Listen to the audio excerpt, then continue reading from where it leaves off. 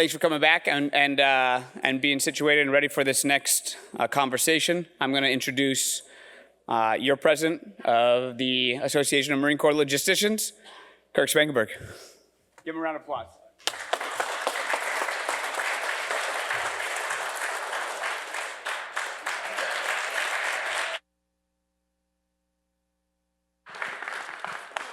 They always clap for me, so it's so embarrassing. But it is my distinct honor and pleasure to share the stage this afternoon with 38th Commandant General Berger. So welcome aboard, sir. And actually, for some of the first public remarks, I think, in this particular uniform, if I'm not mistaken. So we're honored that you chose us first, right? So yeah. So what we're going to do, we're going to talk, we're going to have a little bit of conversation. We'll open up for some questions. Those of you who are asking questions, they're questions and not keynote addresses, just so you know. You know who you are. You know who you are. So what I'd like to do, I'm going to skip the normal intros because for better or worse, you know who I am. You certainly know this gentleman. I'm going to save some time on the intros. But a little bit of audience participation up front. So if you could let General Berger know by the relative volume of your applause, how have you liked the symposium so far?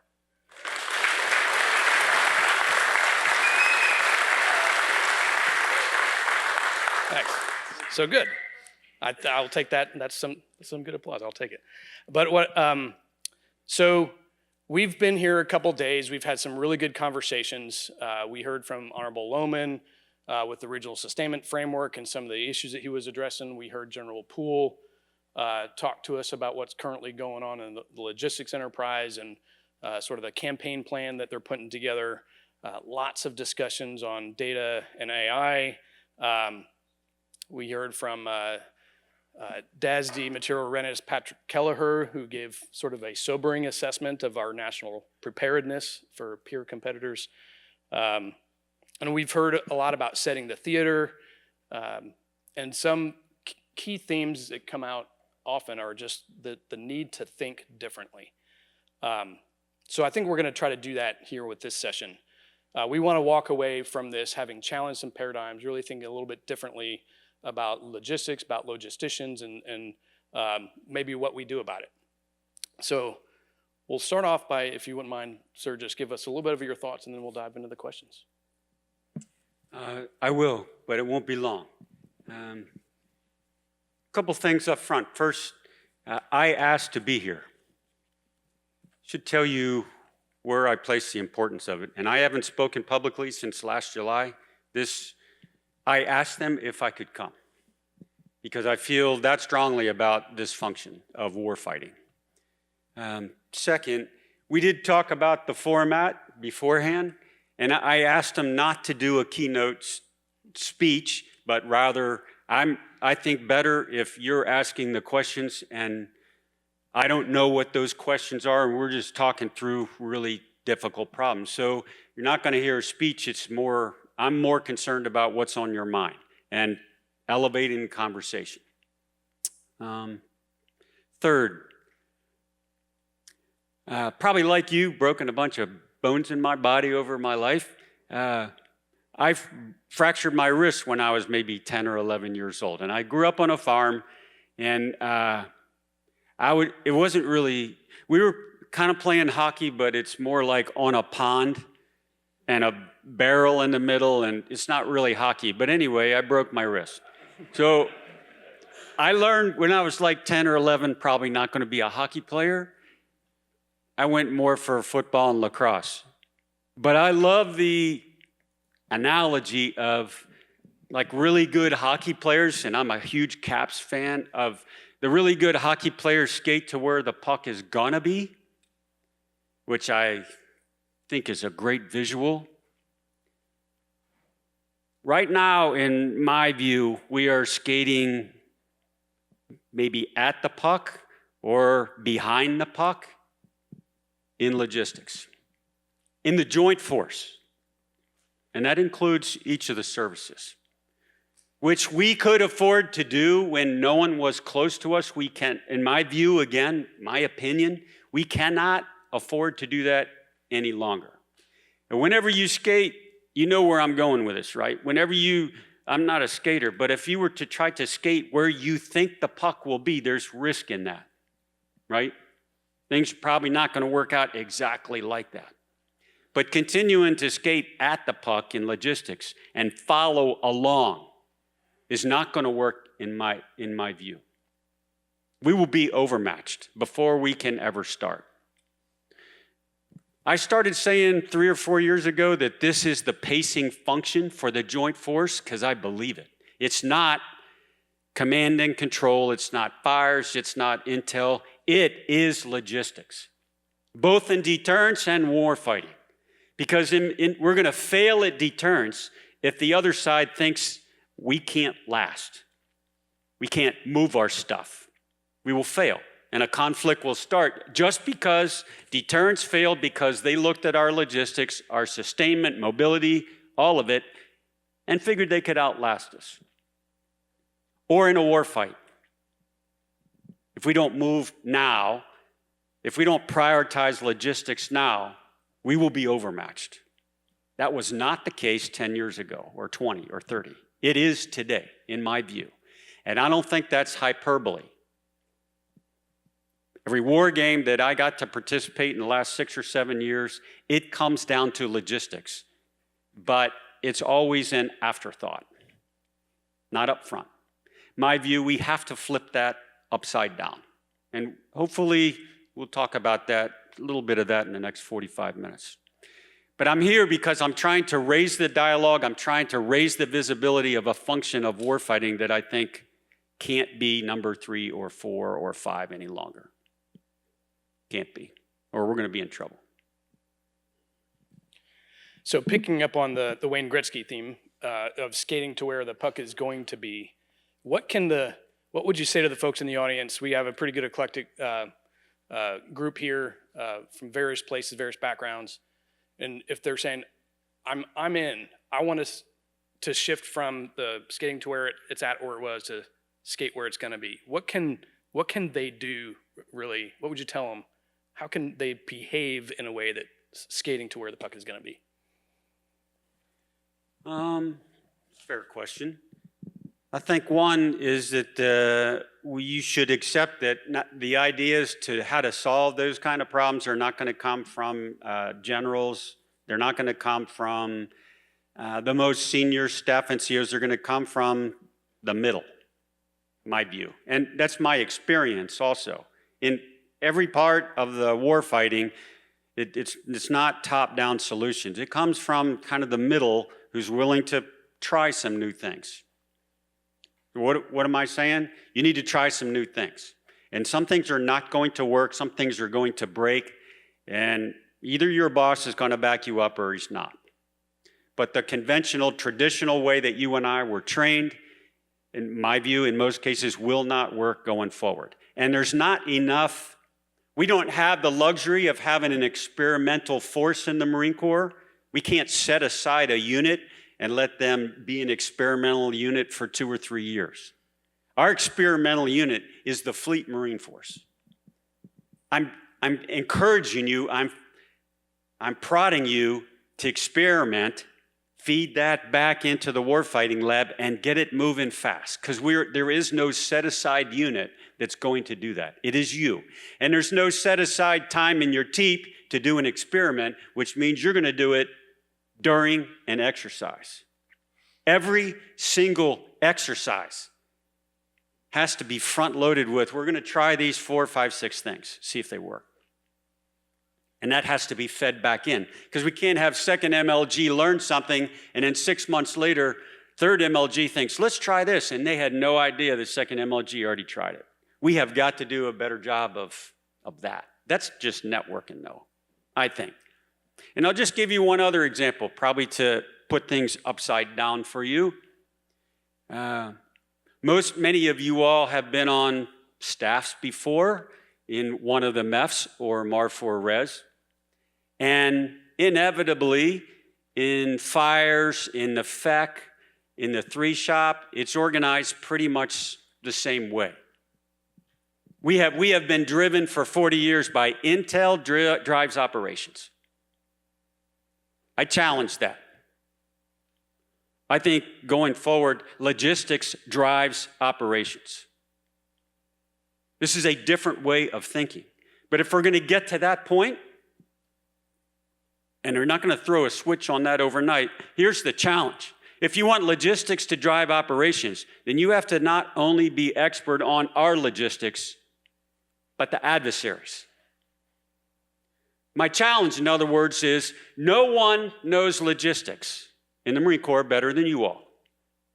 So if you think that the 2 shop is going to come up with how to take down an adversary's network, logistical web, you are wrong. You have to. You have to become experts now on the main threats and how their logistics is set up so that you can take it down. This is both offensive and defensive, what I'm talking about. We do not do that now. We don't teach that in our schools now. My view, we got to change that. You should graduate from your schools the premier expert on the primary threats logistics systems. You have to be in the force fires effect cell. You have to be in fires. This is not how we're organized right now. This is not how we operate right now. But we can. We could. Yes, sir. So let's pull that thread a little bit if we could, because that is a paradigm shift, I think, for a lot of the folks in the room. The logisticians here, most of us grew up training, thinking about sustaining our own friendly forces. We're thinking about our logistics, and we sometimes wring our hands. We understand what our weaknesses are. We know where that single point of failure, where if that happens, the whole operation stops. But we're thinking about it sort of from the inside, about friendly forces. And you've talked about it, right? Putting logistics in the kill chain. So how do we, what do we do to flip logistics on its head, front side toward enemy, right? So that we bake into the culture and the training so that as logisticians, instead of only thinking about our own points of failure, how can I disrupt the enemy? How many of y'all been through the WTI course in Yuma? Yeah, me too. Any instructors? Me too. That may not be, I don't have to think about it, but that may not be a bad model to think about. Now, I'm not an aviator. I'm a grunt. But they sent me to March 1 to be an instructor, and I learned the first thing you have to do to become a WTI is understand the threat. Maybe we need something along the same lines to push our logistics community, your understanding, deep understanding of threat logistical systems. We got to front load it somehow. It can't be just another elective at Command and Staff College. It actually, I think, to be deep, to be the true kind of experts in it, it has to be sort of the WTI approach where you have to be the clear expert on threat aviation and missile systems and command and control, all that. To graduate WTI course, you have to, right? You can't just be good at your own systems. You must be a master in threat. I don't know quite how to get there to answer your question in logistics, but right now, no one has that level of mastery of threat logistics in the Marine Corps. No one that I have found. I'd be interested in your thoughts how to get there. But I would have loved, as a MEF commander, to be able to turn to the force shop and say, this is the scenario, tell me how to break them down. Where's the pressure points? How can we cut them off at the knees? If we can get to that point, we're probably halfway there. Probably halfway there. But this is extra work because it's hard enough for you all to understand our own logistics, oplog. Now I'm asking you be a master at that and a master in threat systems, logistics. So that the commander, when he's scratching his head trying to figure out how am I going to deconstruct their web, you're the man, you're the woman, you're the one who has those answers. We don't have that right now. but we could. I think we could. I think we should. Sure. Is it enough for the logisticians in the room to change that way of thinking, or is that really more of a service level culture shift in the sense that, you know, the folks that we support as logisticians kind of view their four, if you will, as the one that provides support, not necessarily in the fire cell, or logistics as fires, logistics as maneuver isn't necessarily in the culture. We'll have to do both, because we will not change how we organize at the MEF division, and we won't change anything until there's those kind of duty experts that they can draw from. It doesn't do any good to change a structure if you don't have the expertise in place. I think both have to happen in parallel. We would need to change, adapt a little bit how we structure ourselves warfighting wise at the staff level, but it wouldn't do any good if you all were not the masters. You have to have both. In planning, who's been in an air wing before? The WTI is the one you lean on. I mean, in day-to-day, he's the senior trainer, he's the expert on weapons employment, but in combat, you get the 5 or 6 WTIs to plan and execute the really tough missions. What if that were the same for logistics? What if there was 4 or 5 equivalents, logisticians, who were in a classified vault somewhere figuring out how to take down the threats network, logistics network? That's your primary role. What if that were the case? Other people, in other words, are thinking about how our side's going to be sustained, mobile, all that kind of stuff. But what if there was the equivalent of a bunch of SAW, WTI, whatever it is, that are drawn into the cell because of your expertise? You know their systems, you know how to deconstruct them. I don't think this is just, and I'll turn it back over, but I'm not talking about just an academic exercise, could we do it? I think it's actually necessary, because I don't believe that the conflicts that we might run into are going to be over in 48 hours. If they're going to be over in 48, 72, 96 hours, don't need it. If they're going to last like Ukraine, if they're going to last for a month or two, we better be thinking about how to slow them down, how to cut them off at the knees. Or we won't last that long. We have to slow them, we have to hit them hard where it matters. And that isn't always kinetic. I'm not talking just kinetic, if you know what I mean. We got to stop their flow of supplies. We got to understand their chain. How do you attack their chain? At every keynote. How do you do that? So I'm going to pause and go just slightly off the plan here, because I think I have a question from the audience who wants to pick up on that thread. If we grab the microphone, I think Colonel Angel has a question. I'm going to think differently. Perfect. Awesome. Yeah. As I think through where to teach this, though, I do think that even at EWS, we teach the center of gravity and critical vulnerability. We do that analysis and critical capabilities, and we identify those vulnerabilities. So in essence, I think we are actually having folks think through what are the vulnerabilities. What is interesting, and we see this play out in the MAGTF warfighting exercise, is in many cases, the critical vulnerability that everybody is trying to take down is the communications. So the reality, so I just think through, because I know there's actually some previous EWS FAC ads that are in here as well. So a few of them. So so the mindset is still there to identify that as a vulnerability.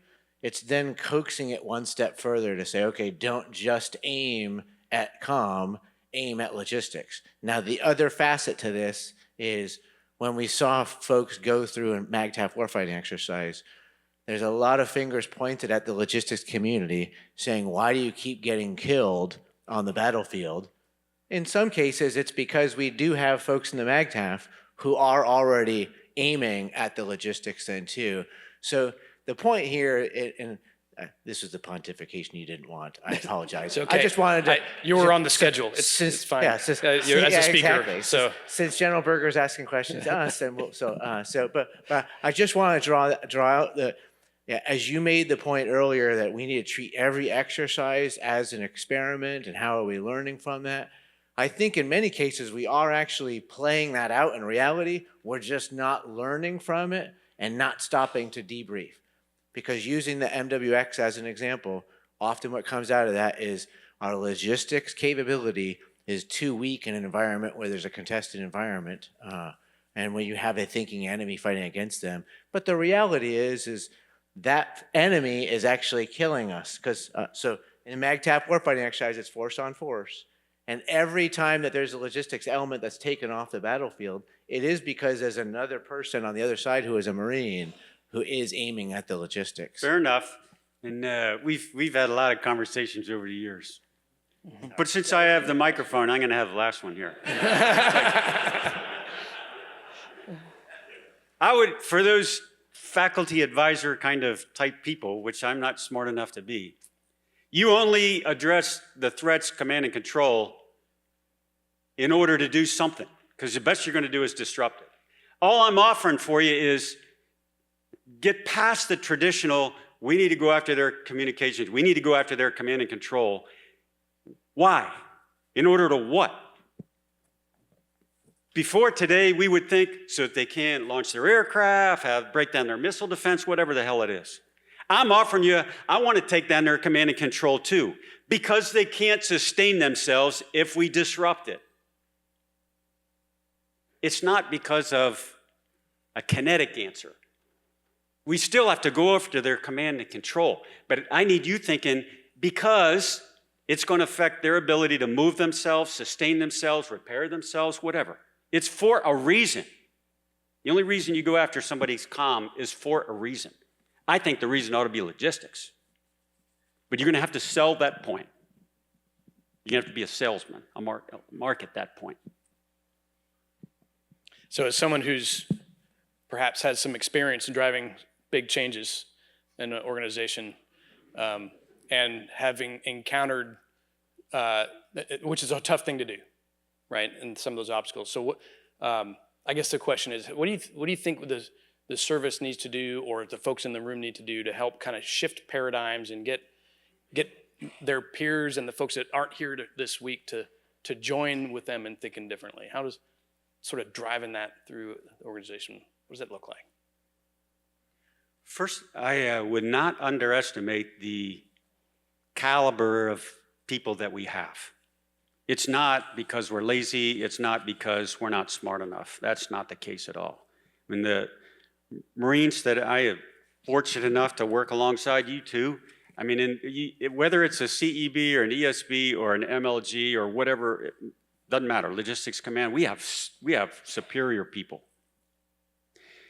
But there comes a time in a community, your community, when you got to coalesce around something and move. Now you have to convince other people why that's so important. You got to have done your homework, and you got to be willing to try some things. Most importantly, I think you have to find a way to build a closed loop in where we're going to try this, it's going to feed back in, and that cycle has to be faster than everybody else's cycle. Force design isn't brilliant because of the idea of where we would land. Force design is brilliant because really smart staff NCOs and majors were convinced from the beginning we wouldn't get it all right, so we have to make sure that as we experiment, we can change. We can make this, we decided to cancel that unit, now we're going to bring it back. That's not a dumb move. That means you are moving quickly and willing enough to make changes once you have the data to do it, once you have the evidence. This community, my opinion, it's time to coalesce, it's time to come together, it's time to move now, drive operations. We are up against threats that I think boil down to not weapon systems, but logistics. If we can accept that, if we can understand it, then we'll put it number one. And you all will drive the train. Logistics will drive operations if we can get there. It's not going to be an easy feat at all. I'm not making light of it. It's going to be difficult. Sure. I want to shift gears just a little bit. We've talked people, a lot of the people aspect. I want to get your thoughts a little bit on some equipment.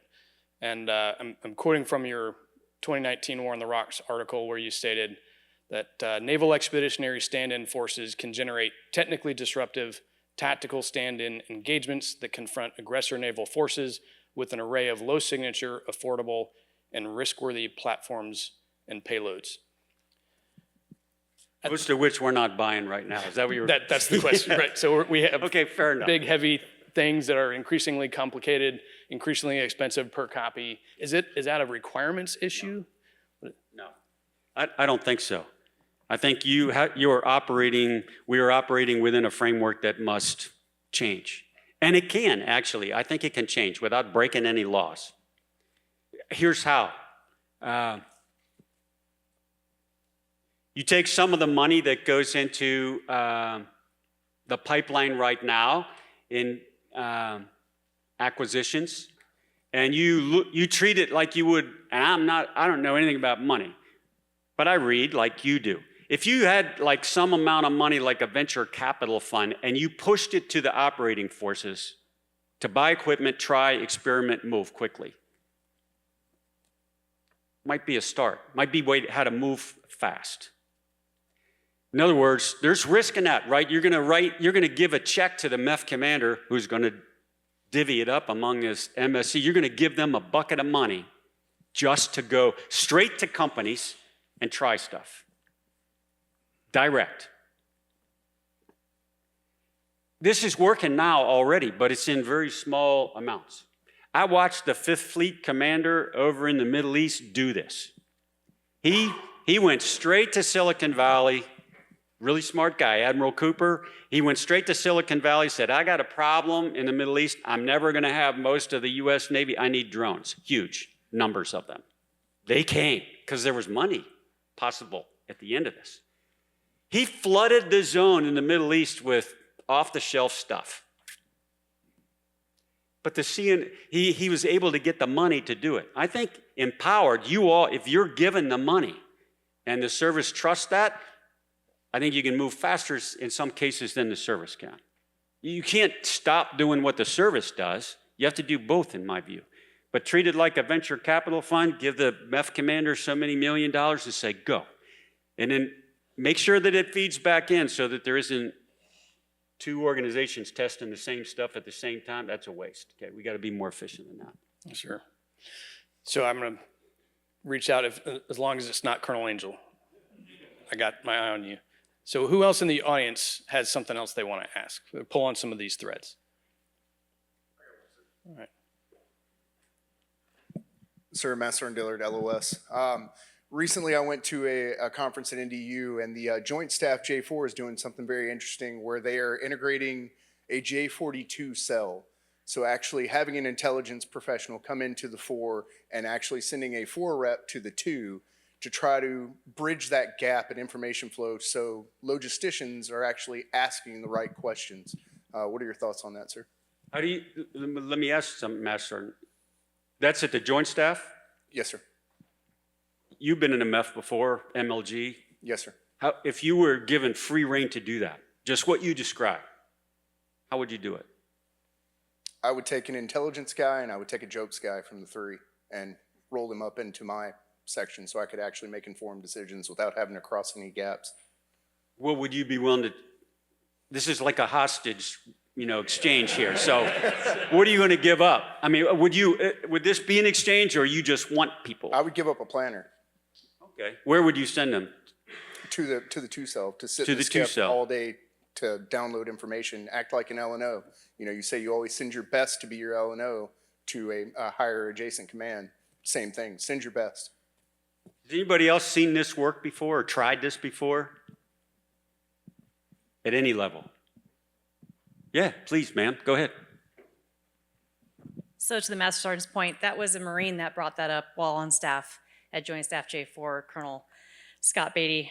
I'd say that name is 7 degrees of Beatty around here. But he and I had teamed up on that, seeing that in support of the Chairman's War Game, sir. And I know Colonel McAnder and some others here, seeing the utility of all domain fused planning, the realization at that level, the idea right now has gone through the JROCM process, is that it's not only a J42, but as Master Sergeant described in what a MEF would do, it's someone from the 4 going up the 2. And that's at echelon, sir. So that at echelon, you have the information sharing and the planning that can enable end-to-end thoughts on logistics. How would it work? Does anybody have any idea? Like, how would you work that at a GIFMIC level? Would you do the same?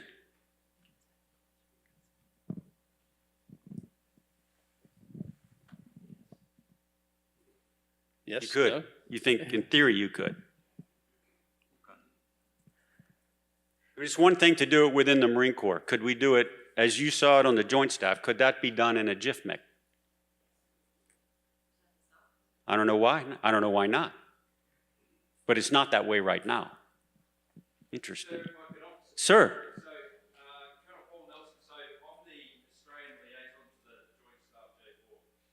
And to pick up on the point that Ms. Kathy has just made, not only is that being done along the US Joint Staff lines, but we are actually progressing that through the International Joint Requirements Oversight Committee, through the IJROC, to bring a Five Eyes federated log intelligence capability and build that out at the strategic to push down.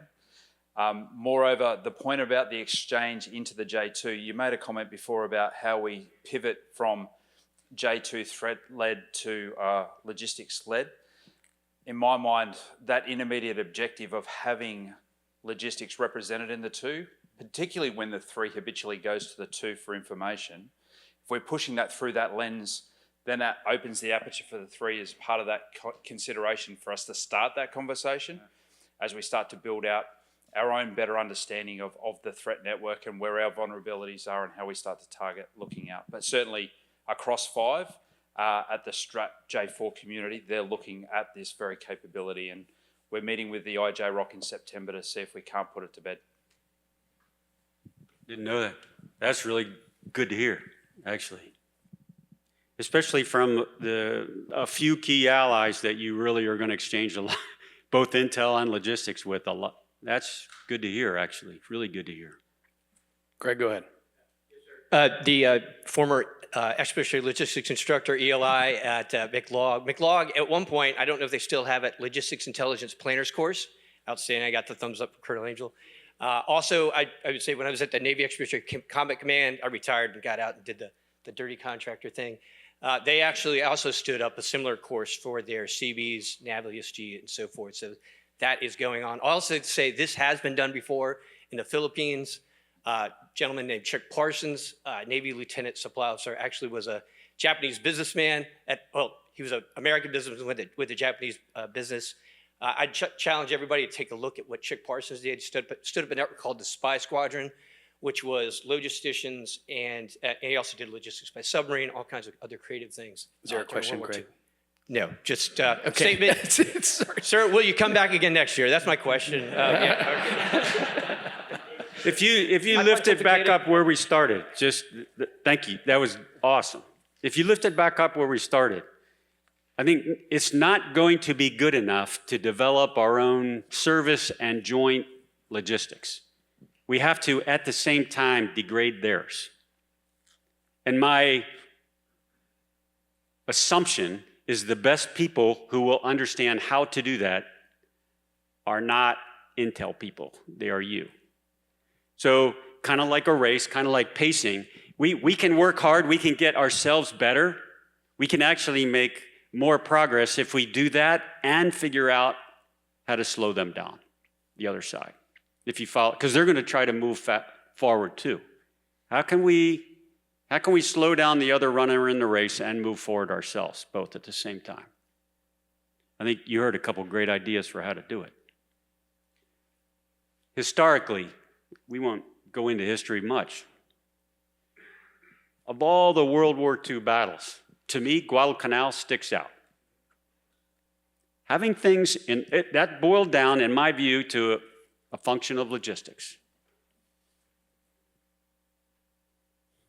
Some key decisions, sure, but positioning and logistics, in the end, for Guadalcanal made the difference, in my view. A lot of lessons learned there. Sure. We still have some time for questions. Eric, I think, right? Sir, Eric Limpacher. I worked in critical infrastructure for a number of years within DoD and civilian world, and of all the capabilities I saw, Joint Warfare Analysis Cell was by far the best. I think some Marine Corps logisticians should go down there and check out what they have. Yeah. Over. I thought I saw another hand. Yes, sir.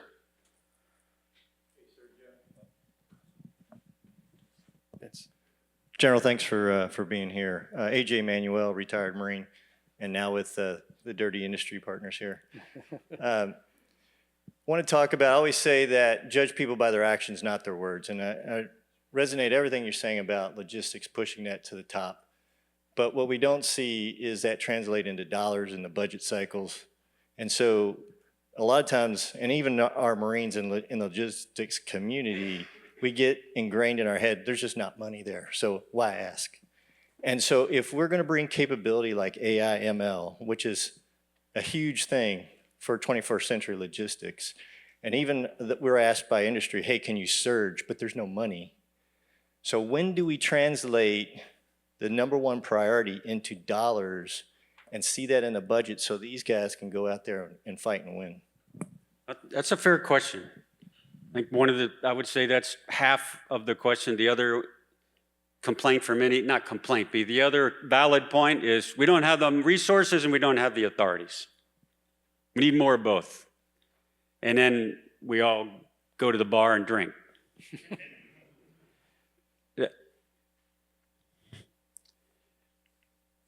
I think for us to adjust our budgets, we have enough money.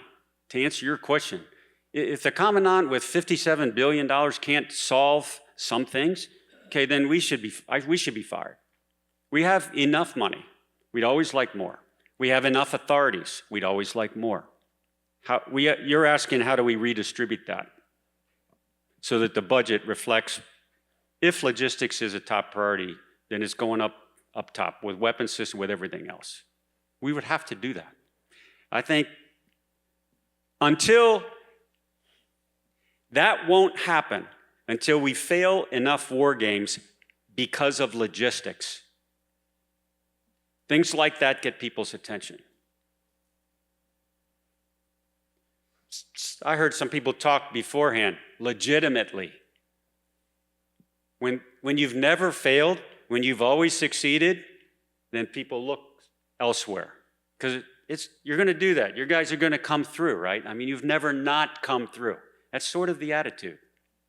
I think enough exercises, enough war games where logistics is the key reason that we didn't win, that we failed.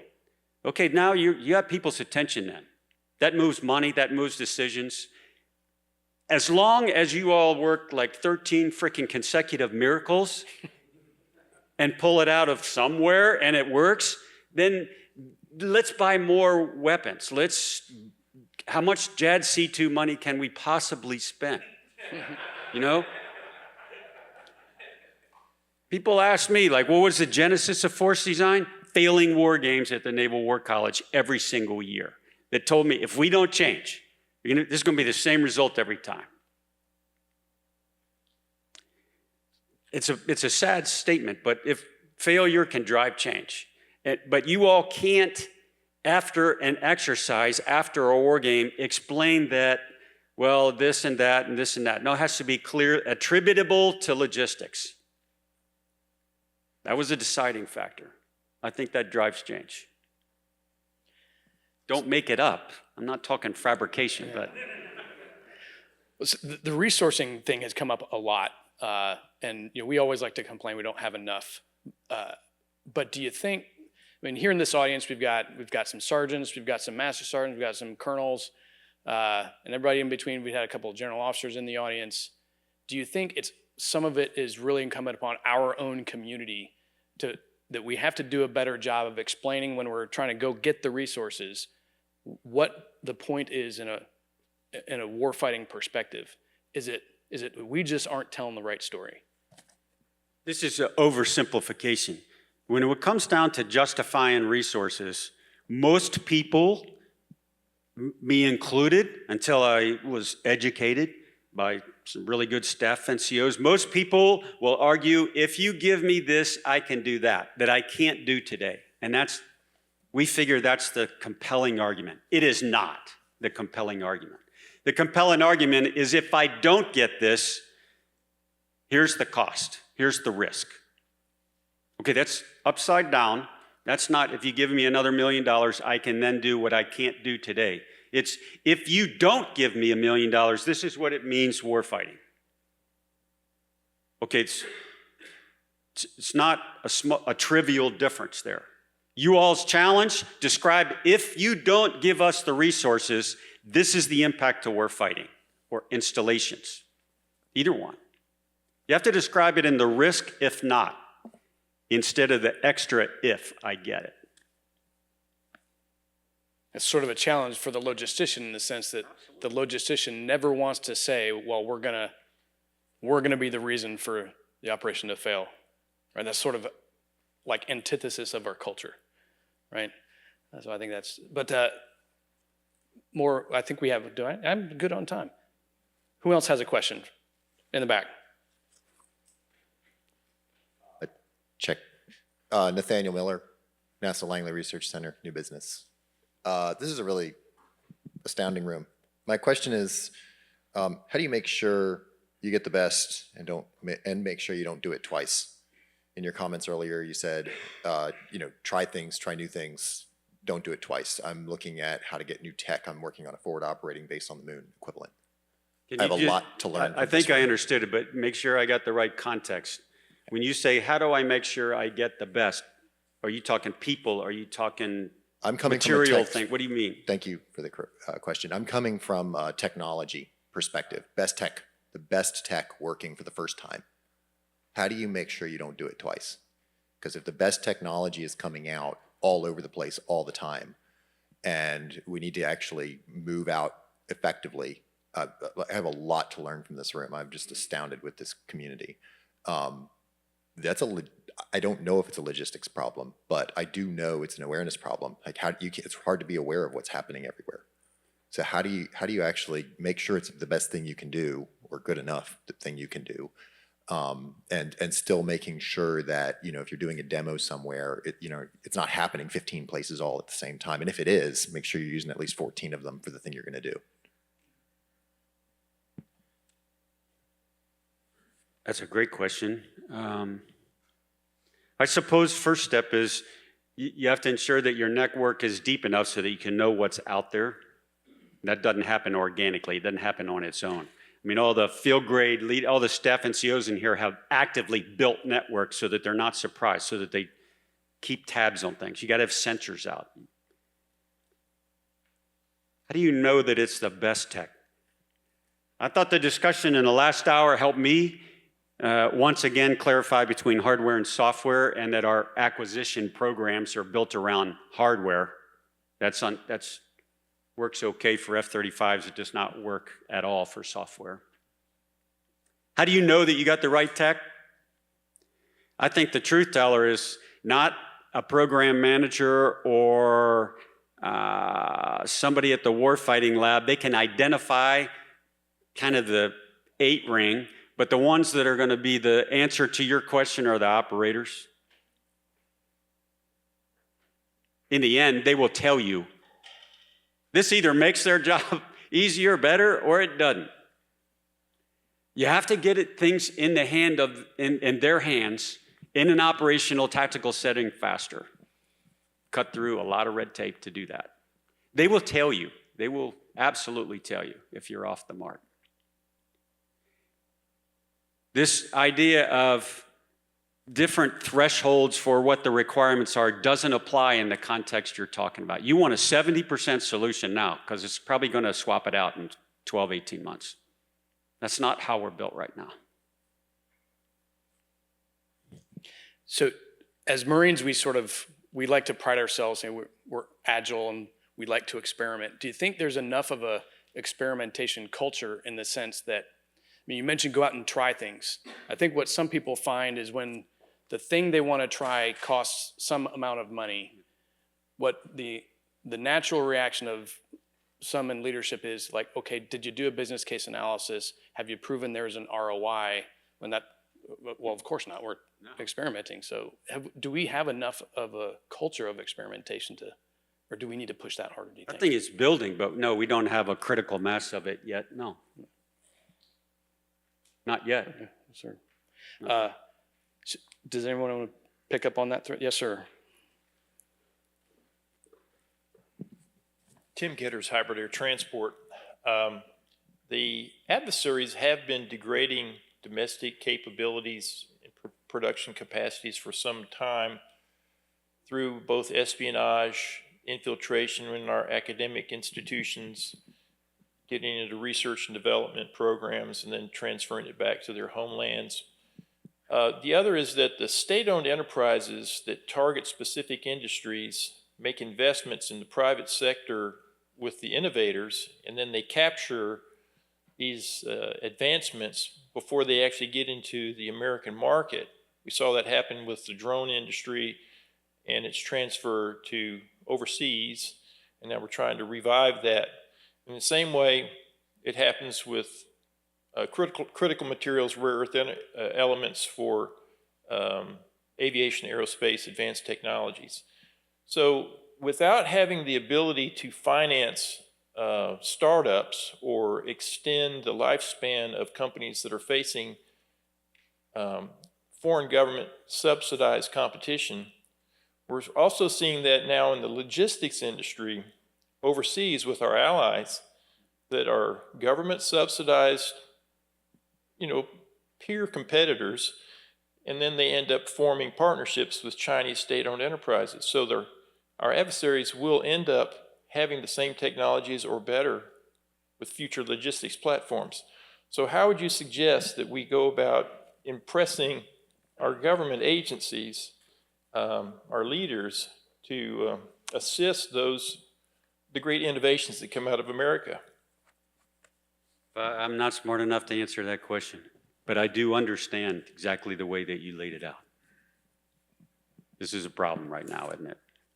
This is intellectual capital we're on the short side of sometimes. We have a question in the back. Go ahead, sir. What I think I heard from you, which we should take away, is our margin, if we have one, is very small.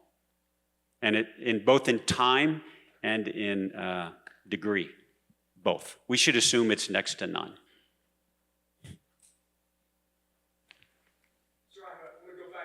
Experimentation. We tend to really focus on how it's always been done because we are afraid to fail. And what was brought up is how do we get out of that mindset? We tend to focus on we want to do things this way or this product, this piece of gear because it's worked in the past, where we're not really focusing on we need this capability. There may be better ways to get to the end result than the typical way it's always been done in the past. How do we break that cycle of being afraid to try something new? You don't want to be the first one to do it and it fail. So how do we break that cycle? I know for me, I wasn't really afraid of failing. I was afraid of getting my ass chewed after I failed. I'm making light of it because of your question. I think the leaders in here are what we need. First of all, you got to have top cover, because that's the reason why you're not going to try something new and different. It's not you, not even hardly your peers. It's your boss. Okay, got it. That's the first thing. But the leaders that I know that are in here, they're fine with that. Second, maybe we got to stop worrying about who gets the credit for it. It doesn't matter. But we're human, so I want to make sure everybody knew it was my idea. It was my innovation. It was my try. If we have top cover and we don't care who gets the credit, I think we're starting down that path. We're starting down that path. But I think sometimes we don't try stuff because we think our boss will get. In other words, we overthink it. When afterwards you're like, hell, go do it. What are you waiting on? And some of those commanders, leaders are in this room. But I think you're right. We're not timid. We just assume they will get very upset if it doesn't work out. But I think, to your point, is it safe? Is anybody going to get killed? Okay, go do it. How much does it cost? Go do it. I think we might have time for one more. Go ahead, John. I could try for my next 40 years and never get that haircut at all. Well, thanks, sir. I'm going to try and work the hockey and maybe the Chick Parsons angle here. So Gordie Howe came back and led a winning team. Chick Parsons went out and ran a Japanese business and then performed pretty admirably in the South Pacific. How can we use maybe MIU to bring back that talent that knows the foreign logistics threat through the commercial market? You have an idea? More wisely. I haven't heard this topic. Do you have a thought, like how we might do that? How we might cycle that in, or how we feed it in? Well, I think first organizationally, maybe opening up the lane for logisticians to get into maybe rifle command or Victor level command so that they can communicate wisely the warfighting principles like WTI. And then the other idea is MIUs bring back really amazing talent from Mountain View and other places.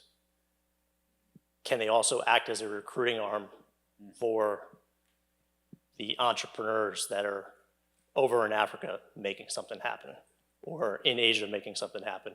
Because those guys or girls understand the commercial market and they understand the targets because they understand the commercial market. Should MIU be a recruiting arm for the next Chick Parsons, who may be a Gordie Howe and may have a great haircut, and should they come back and play a role as logisticians? I hadn't heard that thought, that train of thought.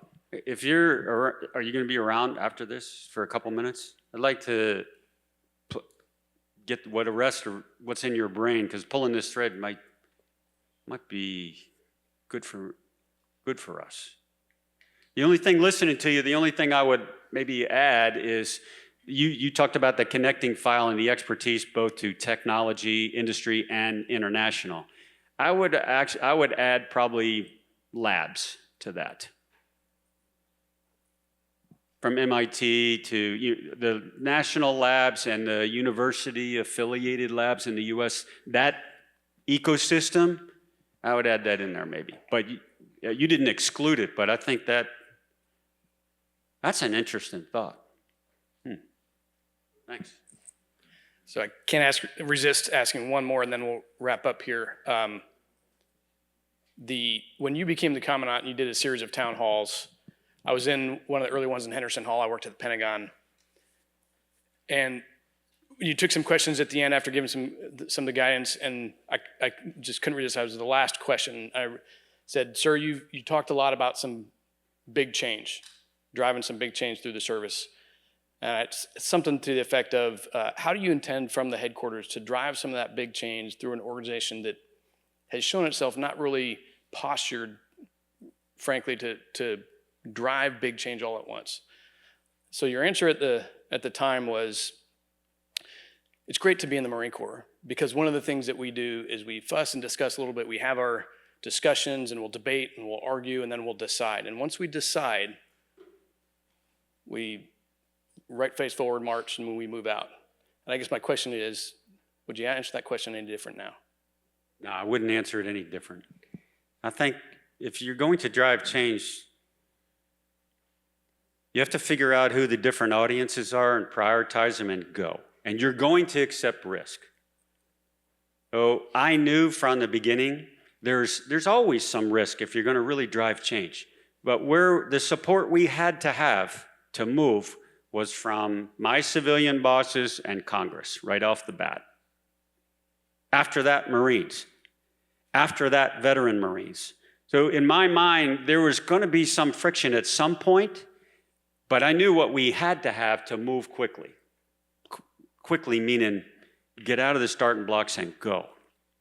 So no, I don't think I would do it any different. I would give myself low marks in communications. For example, and then we can finish up. Me and Sergeant Major Black talked a lot about the changes that we thought needed to happen. If I were to do it over again, I would probably talk a lot about, and these things are not going to change. But you learn, like we're always learning, me too. So I think I would have balanced it more with these things, they're not negotiable, they're not gonna change. And I would have probably balanced it better. But I thought, but I wouldn't have done it any differently. I think we had to The Marine Corps, if we were to go at the same pace in the same direction, I am 100% convinced we would be overmatched. Yes, sir. Well, thank you again for your time. If you'd like to say any wrap-up comments, or we sort of covered. If, whoever's going to hang around later, I'd love to listen to your thoughts. I have my note cards in my pocket so I can take notes. No, I don't have any closing comments, other than just thank you. Thank you to Rob. Thank you to Kirk. Thank you to the team here. Because I asked them if I could come, and they allowed me for an hour to spend with you. I learned from your all's questions and your feedback. My job, I think, is to elevate, to push this conversation up. Well, thanks again for your time, sir. Ladies and gentlemen, CMC 38 General Berger.